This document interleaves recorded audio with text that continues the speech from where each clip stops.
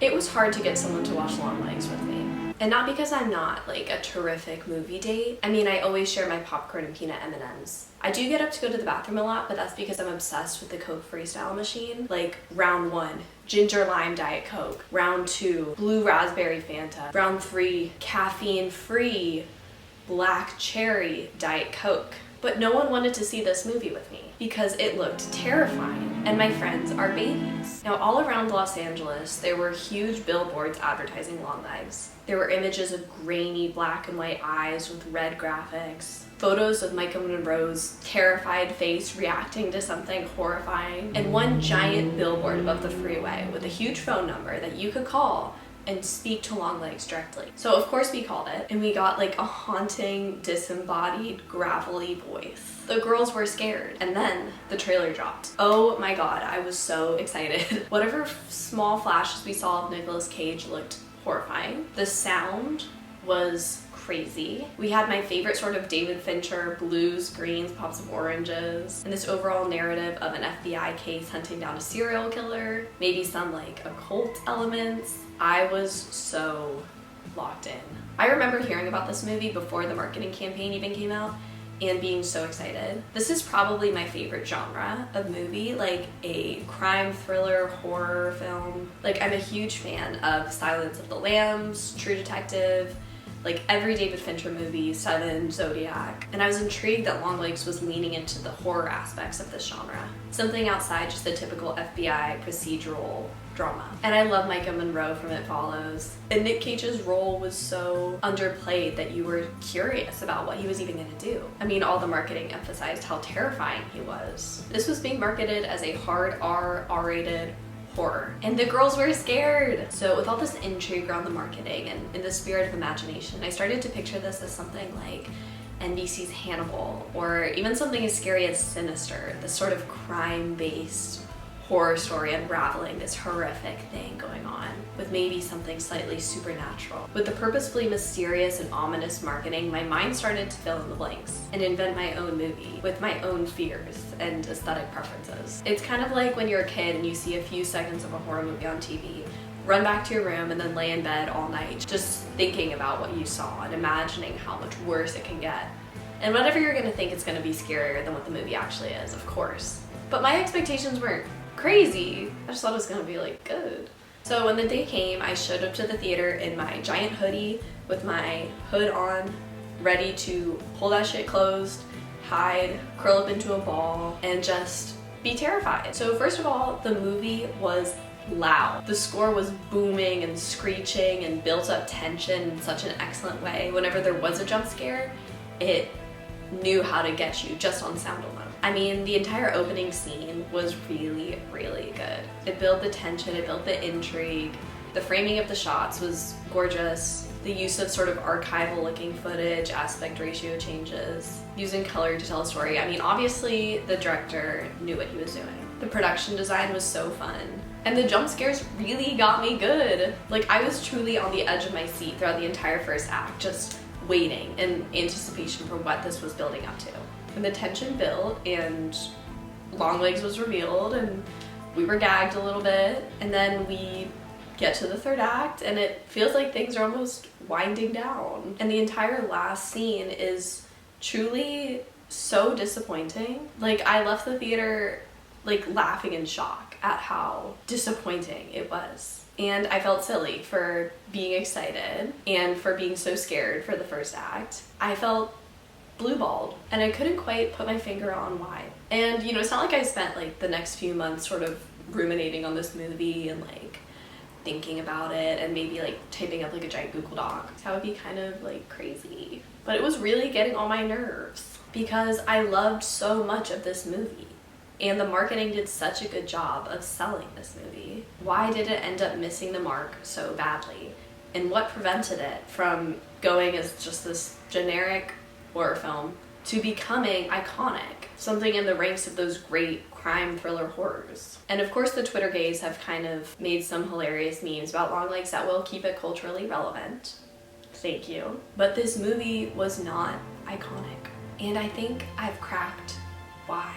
We're gonna talk about it today, because I don't want this to ever happen again. alright? So sit back, relax, maybe get like a bowl of cereal. Lee Harker was so real for that. Like, if you ever see me eating a bowl of cereal for dinner, just know things aren't okay, okay? Especially Cheerios. But we're gonna go over a concise list of how Longlegs fumbled and went from having the potential to be an iconic film to forgettable and disappointing. I'm going to talk about the main issues it had and how it could be improved. Now, this is obviously just my opinion as a huge fan of the genre and a lover of film, as someone who works in the industry and went to school to study it. So I'm approaching it with this knowledge, and then of course my subjective opinions and my passion for just making great films. So first of all, I just have to acknowledge that this movie looked excellent. I kind of already talked about it, but the production design was so good. Lee Harker's house. Is that a play on like Harper Lee, like the author of To Catch a Mockingbird?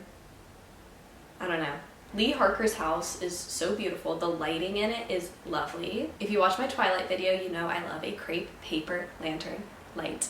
I didn't think log cabins existed. Lee Harker is kind of Abe Lincoln coded. She's kind of tall and lanky. It's hard for her to tell a lie. When that little girl asked if it's scary being an FBI agent, she was like, yeah, it is.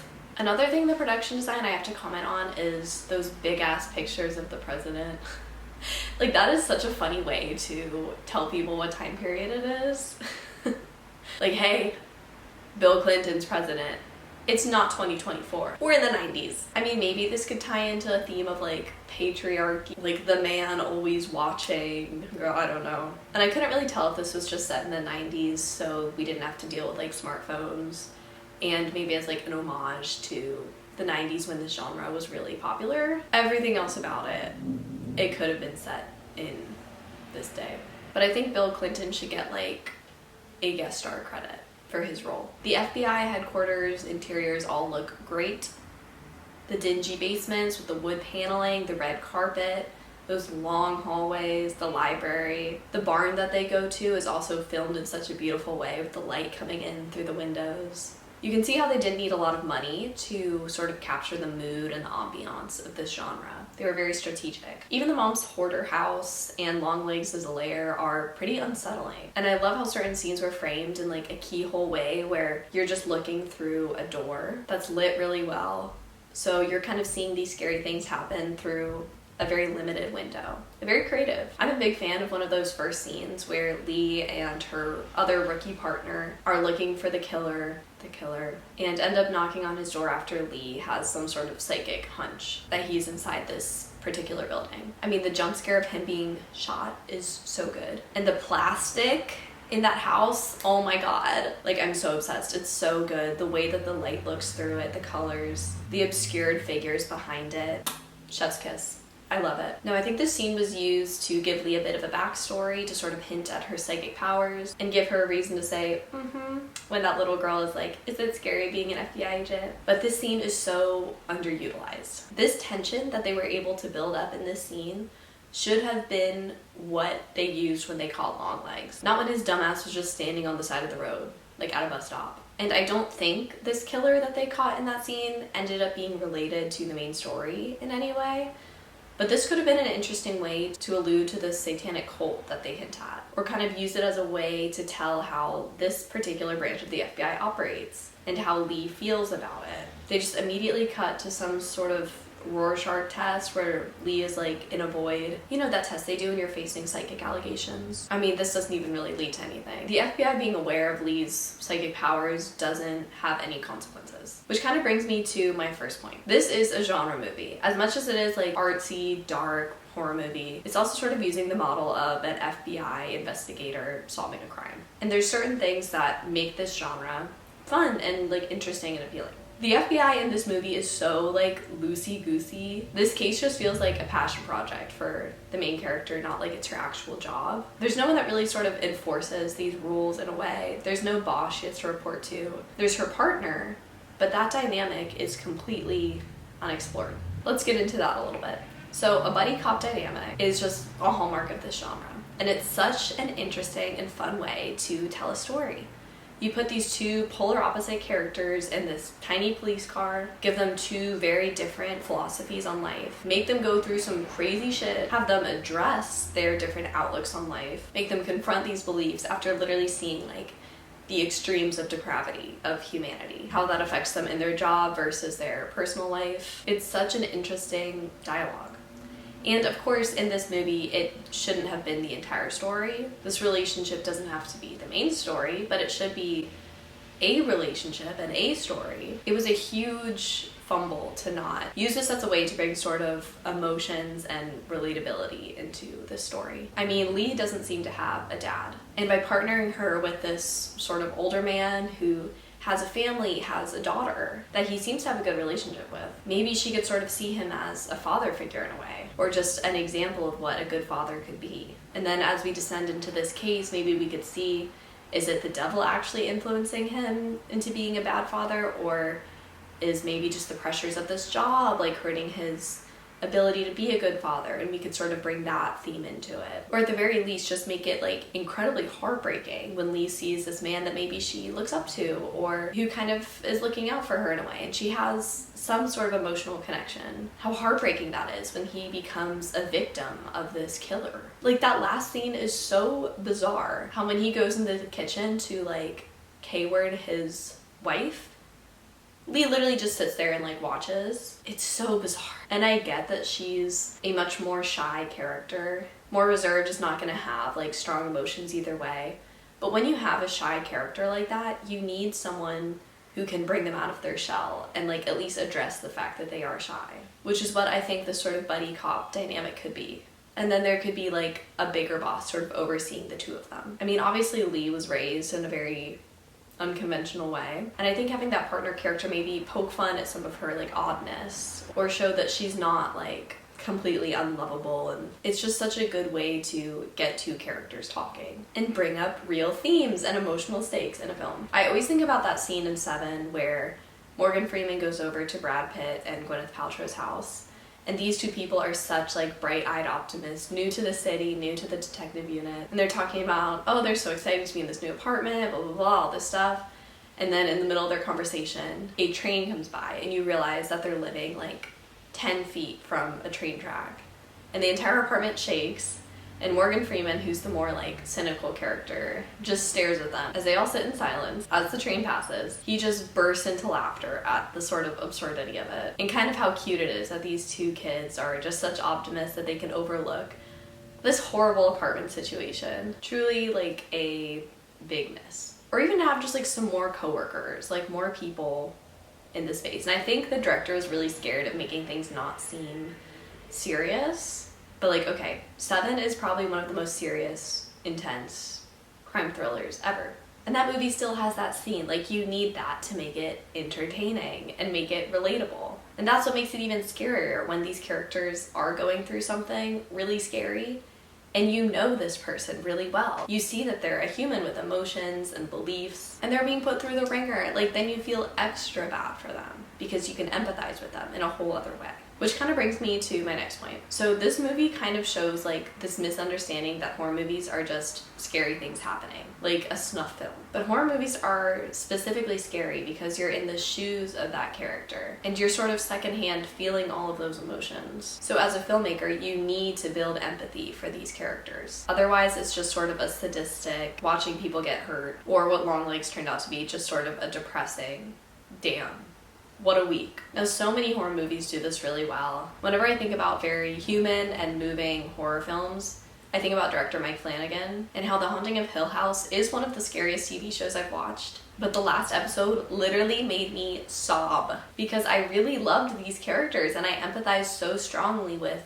these themes, put a pin in that he was talking about, that are so universal and just speak on the human experience of family and love and loss and grief and death. So because we know these characters, we've seen them as children, we see their parents trying to comfort them, we know what they're struggling with, we know their personalities, their fears, that when they're being chased around by ghosts, it's not just, oh, look at that, like that sure would be scary.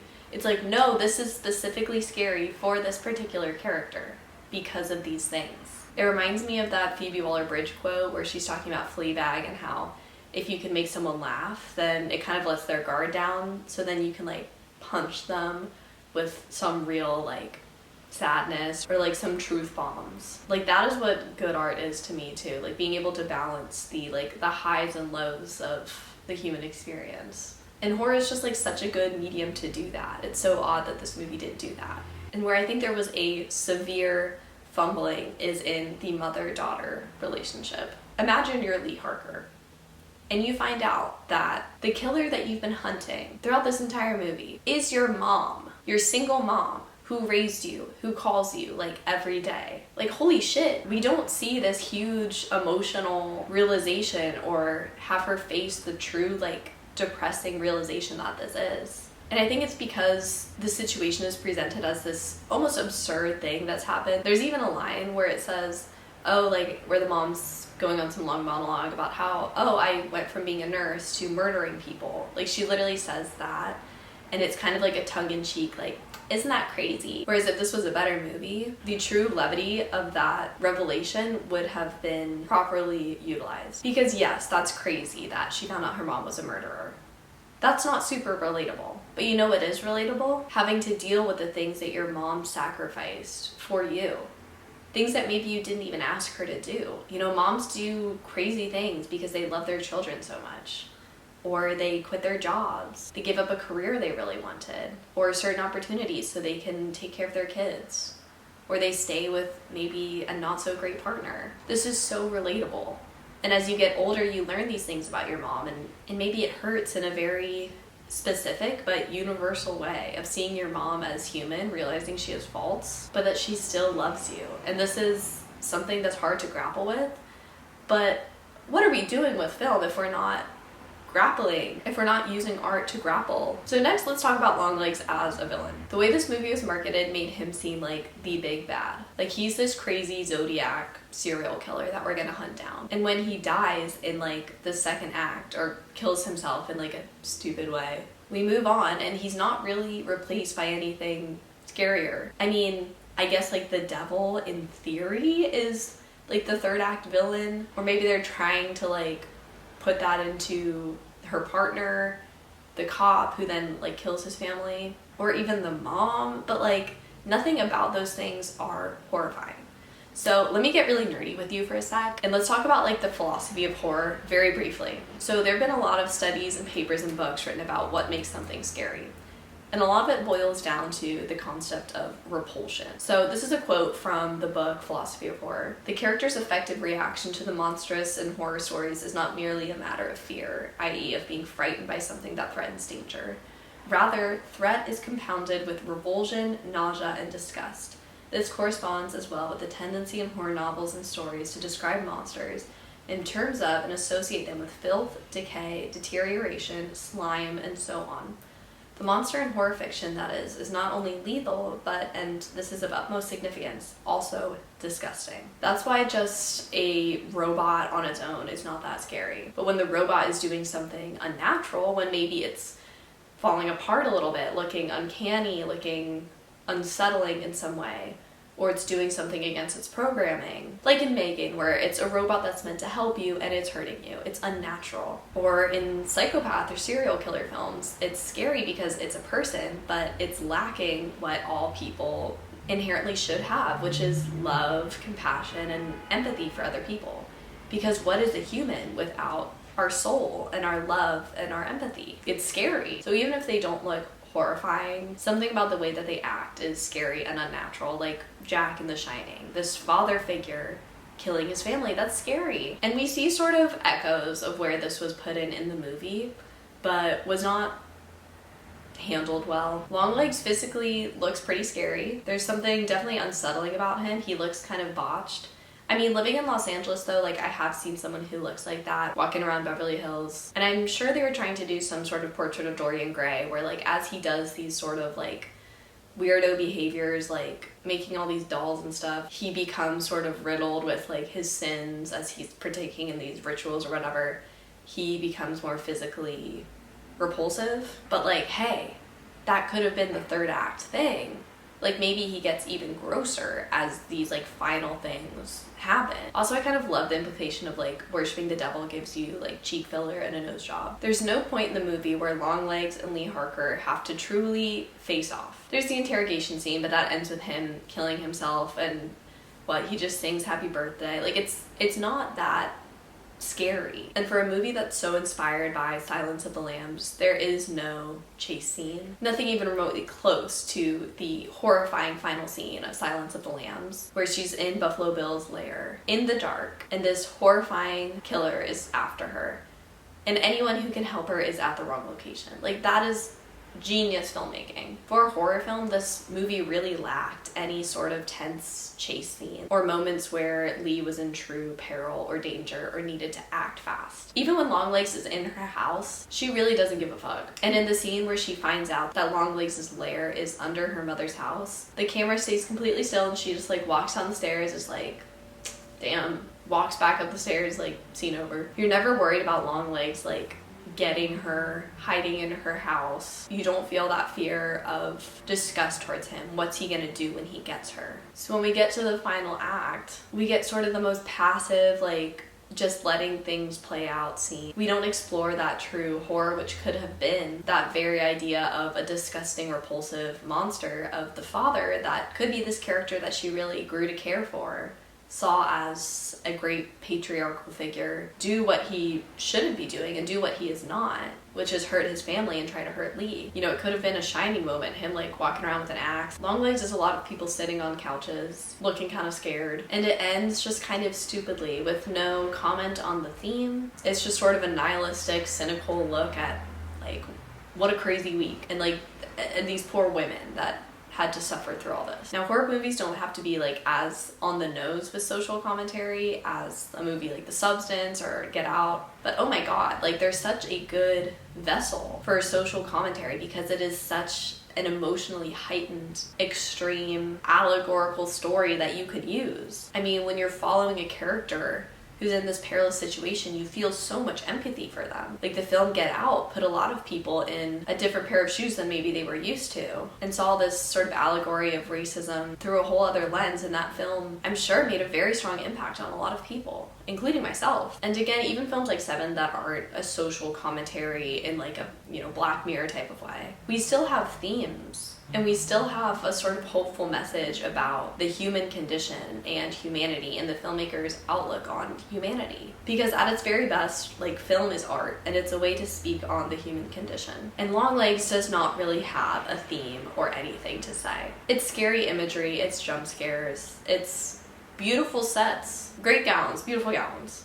And I can see why the marketers watched this movie, thought, oh, okay, we could cobble something together here and sell this idea of this great movie. It's kind of like how Longlegs says, when you stand on the sand and see that beast with 7 heads rise up from the ocean. This movie has like 7 heads of different ideas and concepts and scary things that the marketers were able to cobble together and then sell you the promise of all of these things coming together to mean something. But like calling that number on the billboard, these are disembodied voices. We have a pair of gritty eyes here. We have a gravelly voice there. We have a flash of a scary face. But there is no body. There's no heart to this movie. And I'll say it, horror needs heart. So you can squeeze it and it can bleed. And that's what takes a movie from being entertaining or just visually interesting to being art and becoming iconic. I mean, 7 disembodied heads just bopping around, like, that's still creepy. But I don't think we'll be talking about it in 10 years. And it doesn't inspire me to want to go make some Longlegs fan art. He's kind of boring. So that's pretty much my thoughts on the film. It was close. It was really close to being good. I really want to know your guys' thoughts on the film too.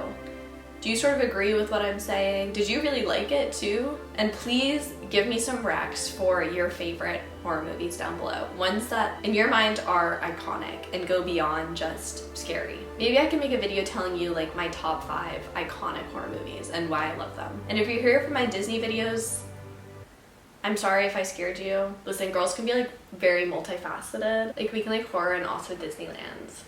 And a lot of people wouldn't get that. But thank you again for watching. My name is Allie and I make videos about film and lifestyle and pop culture and everything nerdy. So subscribe, like this video, leave a comment about your thoughts. I can't wait to read them. And I will see you very soon.